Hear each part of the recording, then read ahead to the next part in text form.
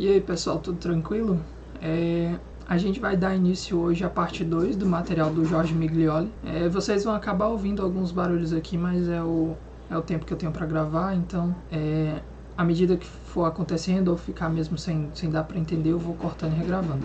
A gente hoje vai começar a parte 2 do material do Jorge Miglioli, que seria a parte em que ele fala sobre Marx. Ele vai começar contando como que o Marx ele trata alguns conceitos dele. No caso, para quem não viu ainda a teoria marxista ou está vendo agora, tem como entender, porque ele começa conceituando muito das coisas que o Marx explica e depois ele vai partir desses conceitos para explicar a realização. O Miglioli está explicando demanda efetiva.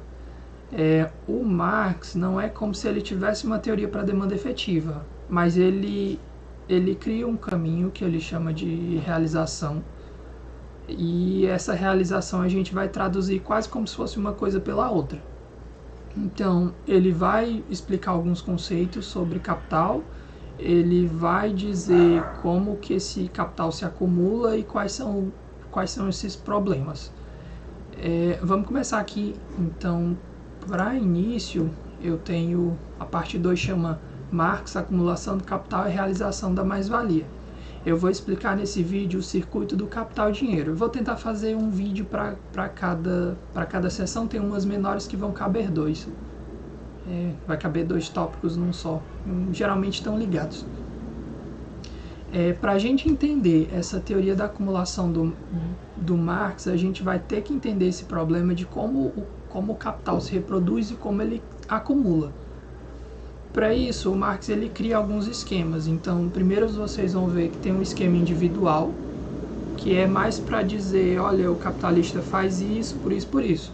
E depois ele trata para fazer quais são os problemas desse em conjunto, sabe? Numa visão mais macro, que é também o motivo da gente estar aqui. Então, primeiro a gente vai ver o problema da reprodução e acumulação do capital no sentido individual, e depois a gente vai ver esse problema da acumulação e da reprodução e acumulação do capital nesse sentido mais social, mais amplo. Vamos começar assim. Digamos que o capitalista ele detém um capital de dinheiro, um montante, que ele deseja lucrar mais, então ele vai empregar esse montante. A gente vai chamar esse montante de D. Então o capitalista ele tem um montante de dinheiro que chama de D, e ele vai pegar esse montante D, vai comprar mercadorias, vai transformar essa mercadoria num processo produtivo e vai vender essa mercadoria para conseguir uma quantidade de dinheiro maior, um outro montante de dinheiro que a gente vai chamar de D'. Então o processo, o circuito do capital dinheiro é só isso. Eu tenho D que vira M que vira D'. Por que o capitalista faz isso? Para conseguir um montante maior. Então o segredo para a acumulação, o povo gosta de segredo, né? Seria como o capitalista consegue transformar D em D'. Como ele faz isso é também um dos esquemas que a gente vai passar. Então o capitalista ele tem um montante D que ele vai comprar em mercadorias M. Então D e M têm o mesmo valor. O D' já é maior do que D. No caso, a quantidade de dinheiro final, supondo que ele vendeu tudo, é para ser maior do que o que ele gastou no início. Mas de início, a quantidade D é igual à quantidade que ele gastou de mercadoria. Ele pegou tudo e comprou. Com o que o capitalista compra? Ele vai comprar com 2 tipos de mercadorias. O primeiro tipo de mercadoria vai ser bens de produção, que a gente vai chamar de capital constante. Seriam as máquinas, seriam os insumos, coisas que ele vai empregar nesse processo produtivo. A segundo tipo de mercadoria que ele também vai gastar com esse montante D vai ser força de trabalho. Então a gente vai chamar essa força de trabalho de capital variável, que a gente vai chamar de V. Então o capitalista ele gasta com 2 mercadorias, 2 tipos. Capital constante, bens de produção, que chama de C, e força de trabalho, que é o capital variável, que a gente vai chamar de V. Então eu tenho uma equação que seria D igual a M, ou D igual a C mais V.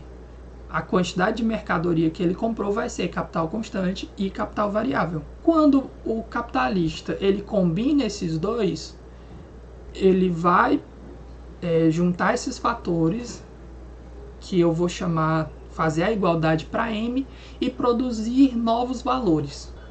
Esses novos valores seriam um M', que depois eu vou vender por D'.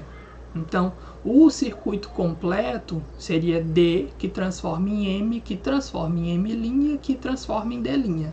Isso seria um circuito de circulação do dinheiro assim, completo. Eu tenho D para D'.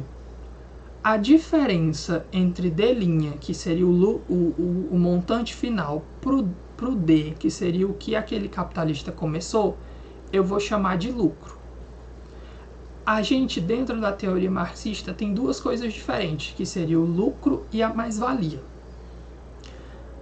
Atentem bem para essa parte. A mais-valia é o lucro proveniente do trabalho não pago, efetuado pelos trabalhadores.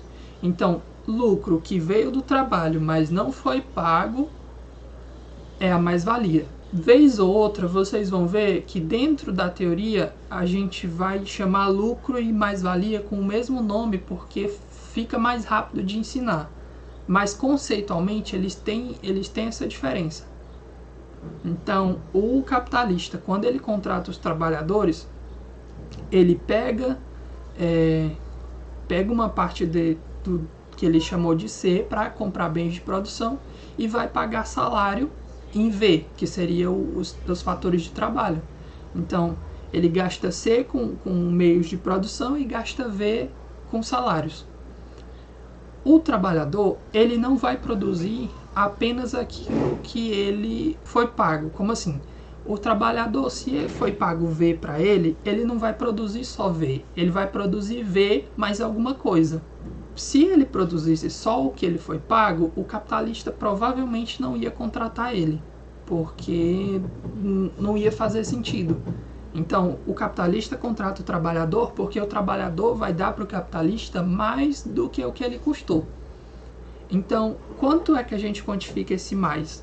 Quando eu tenho o salário que foi pago para eles no valor de V, o a mais que foi produzido a gente chama de P. No caso, a diferença entre o D', que é o montante final, e o D, que o capitalista gastou no início, vai ser P.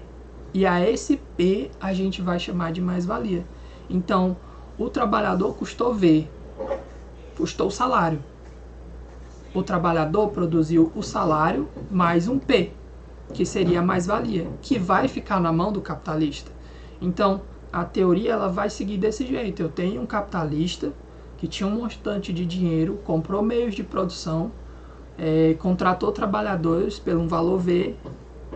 Essa galera produziu dentro desses capital constante num processo produtivo e trouxe no final um adicional que ele chamou de P, que vai compor o valor final do montante D'. Então, sempre que perguntarem sobre mais-valia, então mais-valia é o lucro proveniente do trabalho não pago pelos trabalhadores. O capitalista vai pagar o V, pagar os salários e vai reter para si essa mais-valia.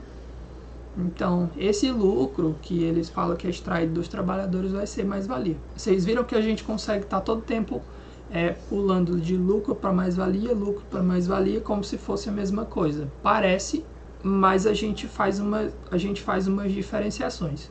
Quando falarem para vocês em taxa de mais-valia e taxa de lucro, já tem uma diferença. Por exemplo, se eu estou falando em taxa de lucro é tudo aquilo que o capitalista pegou e colocou dentro do processo. Então, taxa de lucro seria aquilo que ele ganhou a mais para tudo que ele gastou.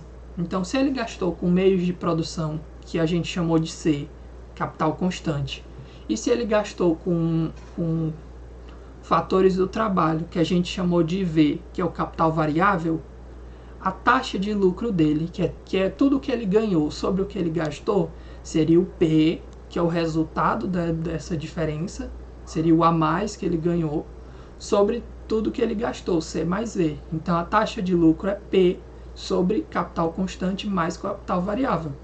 Já a taxa de mais-valia, como ela só se refere ao proveniente do trabalho que não foi pago, então eu tenho que a taxa de mais-valia ela é só o P sobre o V.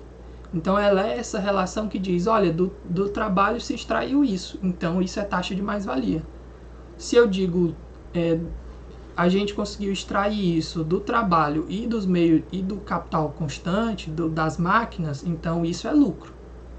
Então quando vê taxa de mais-valia e taxa de lucro, a diferença é essa, porque eu vou incluir para o lucro o que foi gasto em capital constante. Tem também, nesse início do capítulo, ele fala sobre composição orgânica do capital. A gente vai tocar depois, mas de início ela é uma relação entre capital constante e capital variável. Dentro da teoria marxista, existem algumas implicações de como essa composição orgânica do capital ela se dá, mas vai ficar mais para um capítulo um pouquinho na frente. De início, eu quero mesmo que com esse vídeo vocês aprendam que o circuito do capital dinheiro é esse D que transforma em M, que transforma em M', que transforma em D', que o capitalista ele gasta com capital constante e capital variável, que a taxa de lucro e a taxa de mais-valia são coisas diferentes, mas que a mais-valia é esse trabalho não pago. Então, a gente se vê na próxima aula.